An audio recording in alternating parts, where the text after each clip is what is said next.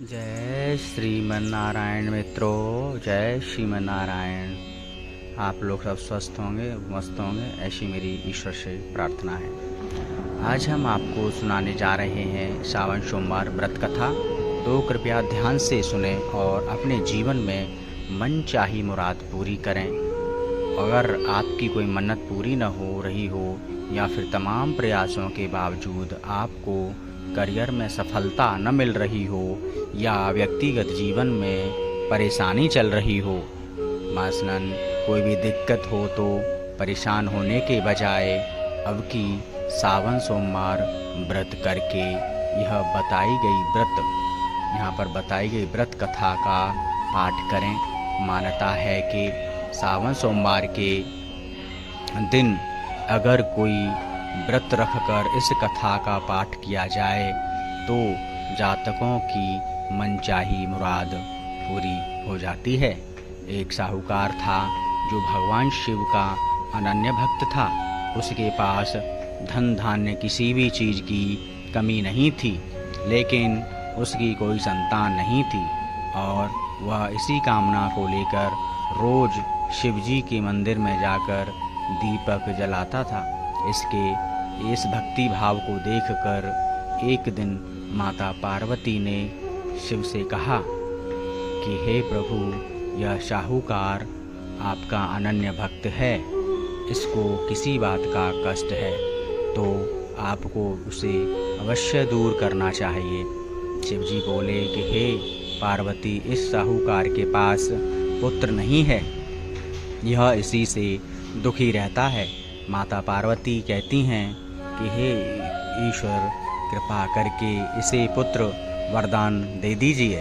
तब भोलेनाथ ने कहा कि हे पार्वती, साहूकार के भाग्य में पुत्र का योग नहीं है। ऐसे में अगर इसे पुत्र प्राप्ति का वरदान मिल भी गया तो वह केवल 12 वर्ष की आयु तक ही जीवित रहेगा। यह सुनने के बाद भी माता पार्वती ने कहा कि हे प्रभु, आपको इस साहूकार को पुत्र का वरदान देना ही होगा, अन्यथा भक्त क्यों आपकी सेवा पूजा करेंगे।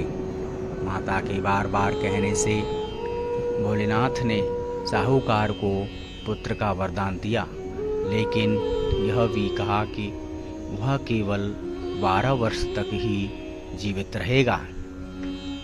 साहूकार यह सारी बातें सुन रहा था, इसलिए उसे न तो खुशी हुई और न ही दुख हुआ। वह पहले की तरह भोलेनाथ की पूजा अर्चना करता रहा। उधर सेठानी गर्भवती हुई और 9वें महीने सुसे सुंदर से बालक की प्राप्ति हुई। परिवार में खूब हर्षोल्लास मनाया गया, लेकिन साहूकार पहले की तरह ही रहा और उसने बालक की 12 वर्ष की आयु का जिक्र किसी से भी नहीं किया। जब बालक 11 वर्ष की आयु हो गई तो एक दिन साहूकार की सेठानी ने बालक के विवाह के लिए कहा, तो साहूकार ने कहा कि वह अभी बालक को पढ़ने के लिए काशी भेजेगा। इसके बाद उसने बालक के मामा जी को बुलाया और कहा कि इसे काशी पढ़ने के लिए ले जाओ और रास्ते में जिस भी स्थान पर रुकना वहाँ यज्ञ करते और ब्राह्मणों को भोजन कराते हुए आगे बढ़ना। उन्होंने भी इसी तरह करते हुए जा रहे थे कि रास्ते में एक राजकुमारी का विवाह था। जिससे उसका विवाह होना था वह एक का आँख से काना था। तो उसके पिता ने जब अति सुंदर साहूकार के बेटे को देखा तो उनके मन में आया कि क्यों न इसे ही घोड़ी पर बिठाकर शादी के सारे कार्य संपन्न करा लिए जाएं। तो उन्होंने मामा से बात की और कहा कि इसके बदले में वह अथाह धन देंगे, तो वह भी राजी हो गए। इसके बाद साहूकार का बेटा विवाह की वेदी पर बैठा और जब विवाह कार्य संपन्न हो गए तो जाने से पहले उसने राजकुमारी की चुनरी के पल्ले पर लिखा कि तेरा विवाह तो मेरे साथ हुआ, लेकिन जिस राजकुमार के साथ भेजेंगे वह तो एक आंख का काना है। इसके बाद वह अपने मामा के साथ काशी के लिए चला गया। उधर जब राजकुमारी ने अपनी चुनरी पर यह लिखा हुआ पाया तो उसने राजकुमार के साथ जाने से मना कर दिया। तो राजा ने भी वह अपनी पुत्री को बारात के साथ विदा नहीं किया। बारात वापस लौट गई। उधर मामा और भांजे काशी जी से पहुंच गए थे। एक दिन वह मामा ने यज्ञ रचा रखा था और भांजा बहुत देर तक बाहर नहीं आया। तो मामा ने अंदर जाकर देखा तो भांजे के प्राण निकल चुके थे।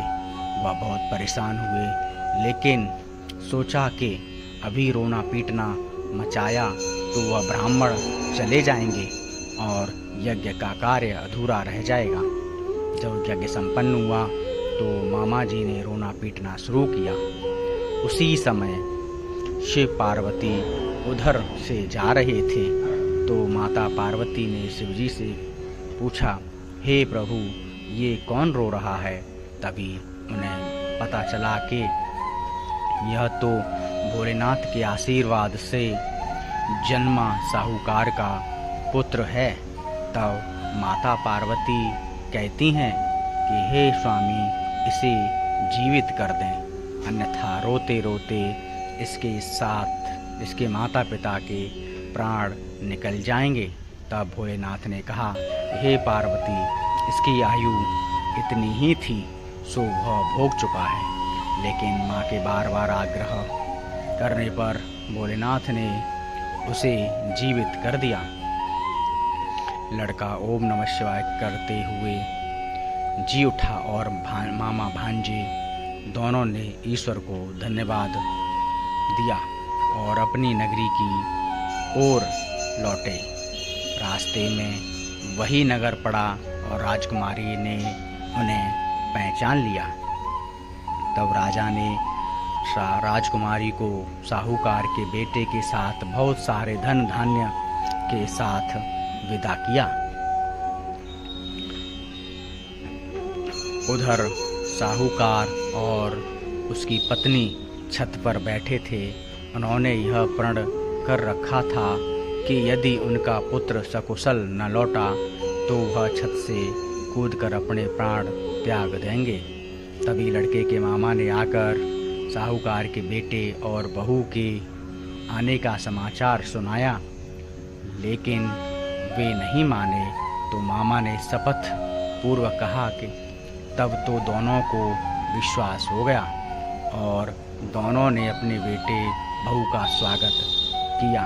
उसी रात साहूकार को स्वप्न में शिवजी ने दर्शन दिया और कहा कि तुम्हारे पूजन से मैं अति प्रसन्न हुआ। इसी प्रकार जो भी व्यक्ति इस कथा को पढ़ेगा या सुनेगा उसके समस्त दुख दूर हो जाएंगे और मनोवांछित सभी कामनाओं की पूर्ति होगी। उसके लिए आप लोगों ने हमारी वीडियो को सुना, अपना समय दिया, इसीलिए हम आपका बहुत बहुत धन्यवाद करते हैं। अगर वीडियो आपको अच्छी लगी हो तो वीडियो को शेयर करें, लाइक करें, कमेंट करें, ज़्यादा से ज़्यादा